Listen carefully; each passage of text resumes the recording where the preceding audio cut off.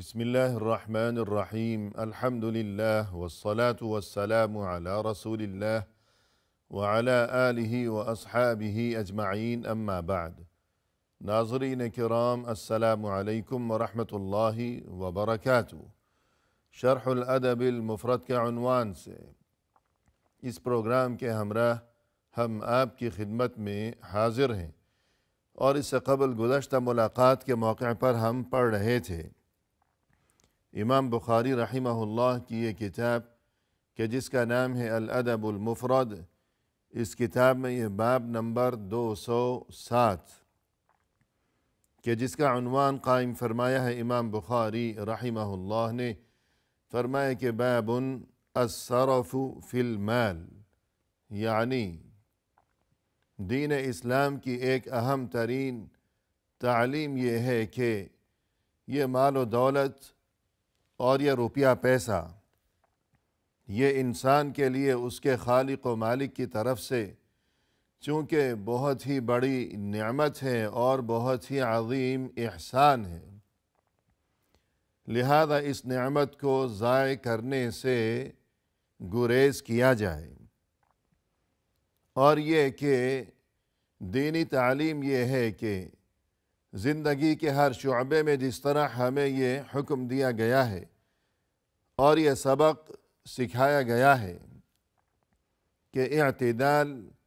یعنی میانہ روی کا مظاہرہ کیا جائے، تو یہی صورتحال اور یہی تعلیم روپیہ پیسہ خرچ کرنے کے معاملے میں بھی ہمیں یہی حکم دیا گیا ہے کہ اس سلسلے میں بھی میانہ روی سے ہی ہمیشہ کام لیا جائے، نہ تو بخل اور کنجوسی ہو اور نہ ہی فضول خرچی کے معاملات ہوا کریں۔ اس سلسلے میں ناظرین کرام سب سے پہلے امام بخاری رحمہ اللہ نے یہاں ایک اہم ترین حدیث درج فرمائی ہے کہ جس کا نمبر ہے 442، اور جو کہ اس سے قبل گزشتہ نشست کے موقع پر ہم پڑھ چکے ہیں، لہذا اس کے بعد آج کی ملاقات میں ہم آغاز کر رہے ہیں اس اثر سے کہ جس کا نمبر ہے اس کتاب الادب المفرد میں 443۔ فرمایا کہ عن ابن عباس رضی اللہ عنہما فی قوله عز وجل وما انفقتم من شيء فهو يخلفه وهو خير الرازقين قال في غير اسراف ولا تقتير۔ ابن عباس رضی اللہ عنہما جو کہ رسول اللہ صلی اللہ علیہ وسلم کے بہت ہی جلیل القدر صحابہ کرام رضوان اللہ علیہم اجمعین میں سے ہیں، مزید یہ کہ ان کے والد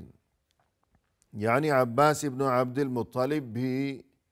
صحابی ہیں اور رسول اللہ صلی اللہ علیہ وسلم کے چچا محترم ہیں،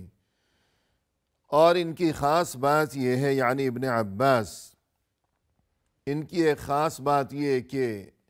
جو قرآنی علوم ہیں اور بالخصوص تفسیر قرآن کا جو مبارک ترین علم ہے، تو قرآن کریم کی تفسیر کے سلسلے میں انہیں خاص دسترس اور بہت زیادہ مہارت حاصل تھی، اور انہیں اس سلسلے میں حجت تصور کیا جاتا تھا،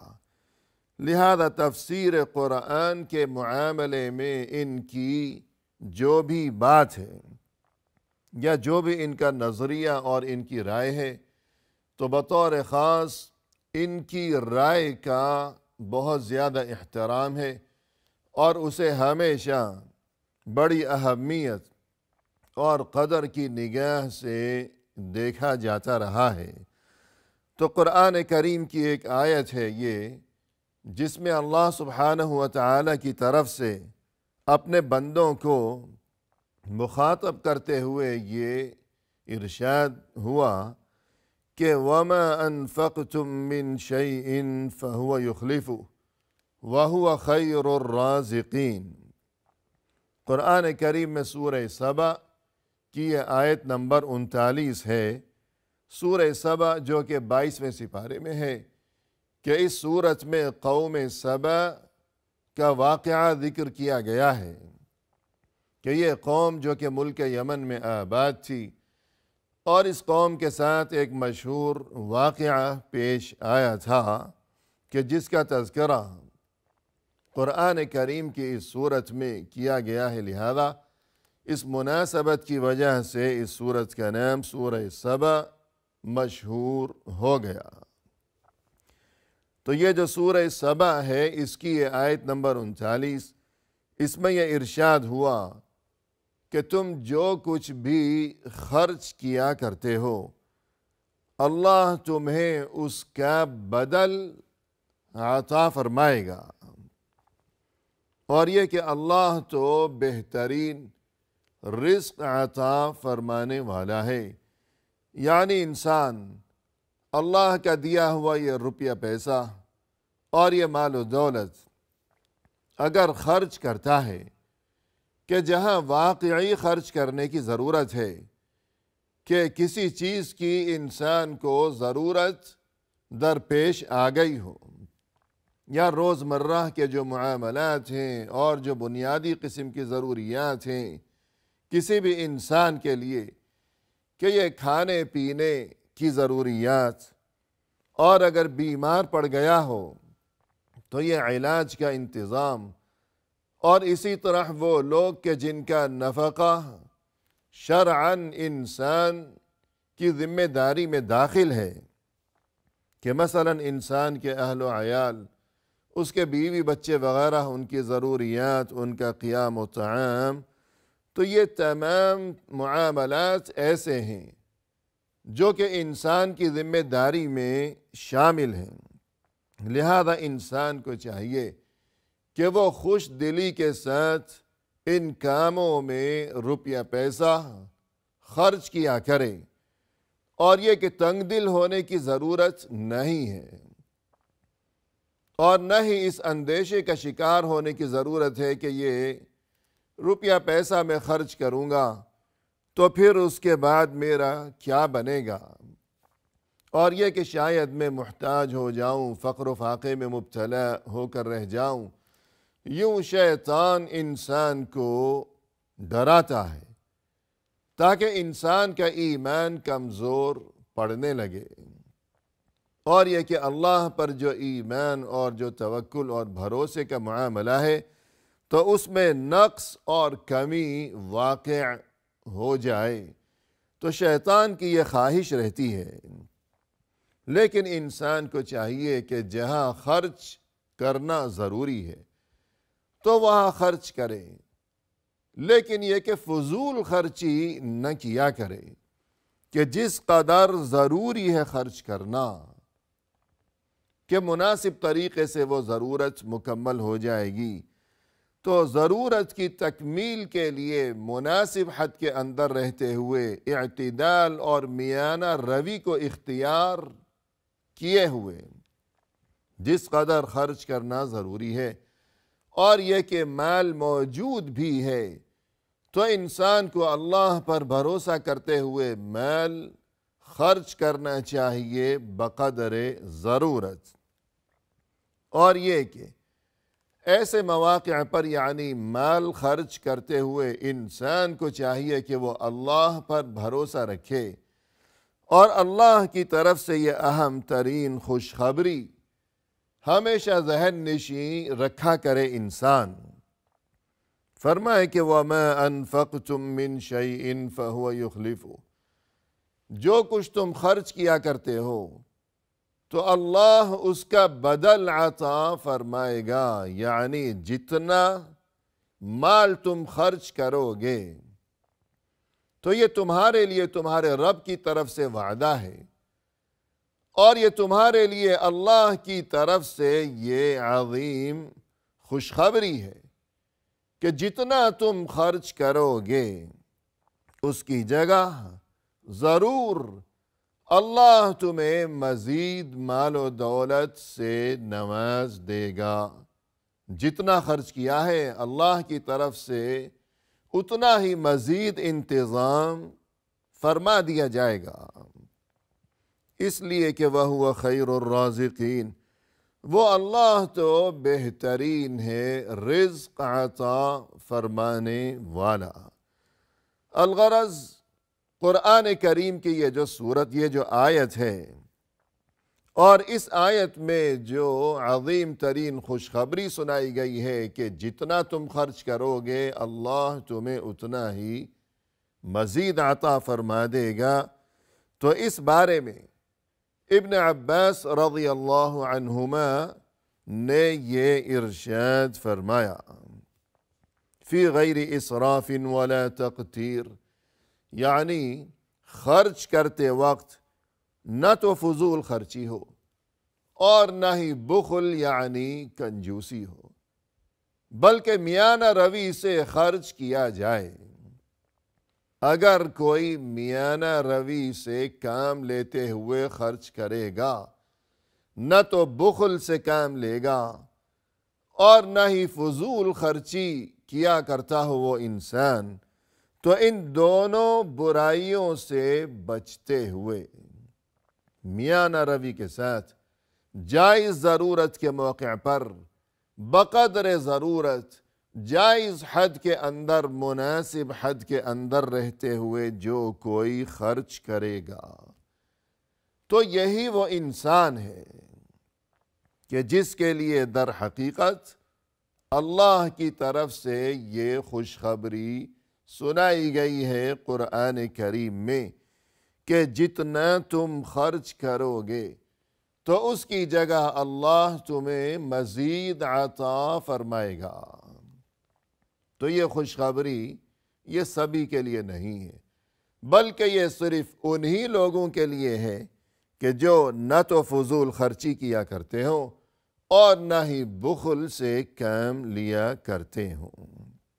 الغرض یہی بتانا مقصود ہے کہ بخل اور فضول خرچی دونوں ہی چیزیں یہ ناپسندیدہ ہیں، اور جو چیز پسندیدہ ہے اس کا نام ہے اعتدال، یعنی میانہ روی۔ اس کے بعد ناظرین کرام، ہمارے سامنے یہ نیا باب ہے کہ جس کا نمبر ہے 208 اور جس کا عنوان قائم فرمایا ہے امام بخاری رحمہ اللہ نے۔ فرمایا کہ باب المبذرین، یعنی وہ لوگ جو کہ فضول خرچی کیا کرتے ہیں۔ ہمیں یہ بات یہاں معلوم ہونی چاہیے کہ اس سے قبل گزشتہ باب میں یہ تذکرہ کیا گیا کہ وہ لوگ جو کہ اسراف یعنی فضول خرچی کیا کرتے ہیں، اور یہاں المبذرین یعنی وہ لوگ جو فضول خرچی کیا کرتے ہیں، یعنی بظاہر تو ایک ہی معنی ہو گئے، لیکن یہاں در حقیقت بقول اہل علم یہ جو اسراف کا لفظ ہے اور یہ جو دوسرا لفظ ہے تبذیر، بظاہر اگرچہ ان دونوں کے معنی ایک ہی ہیں یعنی فضول خرچی، لیکن حقیقت یہ ہے کہ ان دونوں میں کچھ فرق ہے، اور وہ فرق یہ ہے کہ جہاں تک اسراف کا معاملہ ہے تو پہلی بات یہ کہ اسراف کے لفظی معنی ہے حد سے تجاوز کر جانا۔ اب یہ حد سے تجاوز کر جانا یہ مال خرچ کرنے کے معاملے میں ہو تب بھی اسراف کہلائے گا، یا کسی بھی معاملے میں ہو۔ مثلا اگر کوئی بہت زیادہ بولتا ہو تو اسے بھی یہ کہا جائے گا کہ یہ اسراف سے کام لے رہا ہے بولنے میں، کہ ضرورت سے زیادہ بولتا ہے، یہ باتیں کرتا ہے۔ یا اسی طرح مثلا قرآن کریم میں ارشاد ربانی ہوا، فرمائے کہ وَكُلُوا وَاشْرَبُوا وَلَا تُسْرِفُوا، تم کھاؤ اور تم پیو لیکن اسراف سے کام نہ لو، حد سے تجاوز نہ کرو۔ تو کھانے پینے کے معاملے میں بھی اگر کوئی حد سے تجاوز کر رہا ہو تو اس کے لیے بھی اسراف کا لفظ ہی استعمال ہوا۔ الغرض اسراف مال کے ساتھ خاص نہیں ہے۔ کوئی بھی کام یا کوئی بھی چیز اگر ضرورت سے زیادہ ہوگی تو اس کے لیے اسراف کا لفظ استعمال ہوگا، یعنی حد سے تجاوز کر جانا، وہ کسی بھی معاملے میں ہو۔ جبکہ تبذیر کا لفظ مخصوص ہے مال کے ساتھ، یعنی مال خرچ کرنے کے معاملے میں اگر انسان حد سے تجاوز کرے گا، فضول خرچی کرے گا، تو اس کے لیے تبذیر کا لفظ استعمال کیا جائے گا۔ اور دوسرا فرق یہ ہے اسراف اور تبذیر میں۔ اسراف کے معنی یہ ہے کہ فضول خرچی کرنا، بلا ضرورت مال خرچ کرنا، ضرورت سے زیادہ روپیہ پیسہ خرچ کرنا، اگرچہ وہ جائز راستے میں ہی ہو، کہ جائز راستہ ہے، وہ کام شرعاً جائز ہے، لیکن ضرورت سے زیادہ اگر کوئی انسان اس جائز کام میں خرچ کر رہا ہے تو اسراف کہلائے گا، ناپسندیدہ قرار پائے گا، اگرچہ وہ جائز کام میں ہی خرچ کر رہا ہو، لیکن جب حد سے بڑھ گیا تو اب یہ اسراف کر رہا ہے، یہ غلط کر رہا ہے۔ جبکہ تبذیر کے معنی یہ ہے کہ ناجائز کام میں مال خرچ کرنا، کہ وہ کام جو کہ سرے سے جائز ہی نہیں ہے، اس کام میں اگر انسان 1 روپیہ بھی خرچ کرے گا یا اس سے بھی کم 1 پیسہ بھی خرچ کرے گا تو اسے تبذیر کہا جائے گا۔ الغرض اسراف اور تبذیر کے بظاہر ایک ہی معنی ہے کہ فضول خرچی، لیکن چونکہ یہ ایک فرق دونوں میں موجود ہے، لہذا امام بخاری رحمہ اللہ نے اسراف کے لیے الگ مستقل اور پھر تبذیر کی مذمت کے لیے الگ مستقل عنوان قائم فرمایا ہے۔ اسی کے ساتھ ناظرین کرام ہمیں دیجیے اجازت، اور اس نئے باب کے تحت امام بخاری رحمہ اللہ نے جو کچھ درج فرمایا ہے تو وہ تفصیل لیے ہوئے انشاءاللہ آئندہ ملاقات کے موقع پر ہم حاضر خدمت ہوں گے۔ وآخر دعوانا ان الحمد للہ رب العالمین۔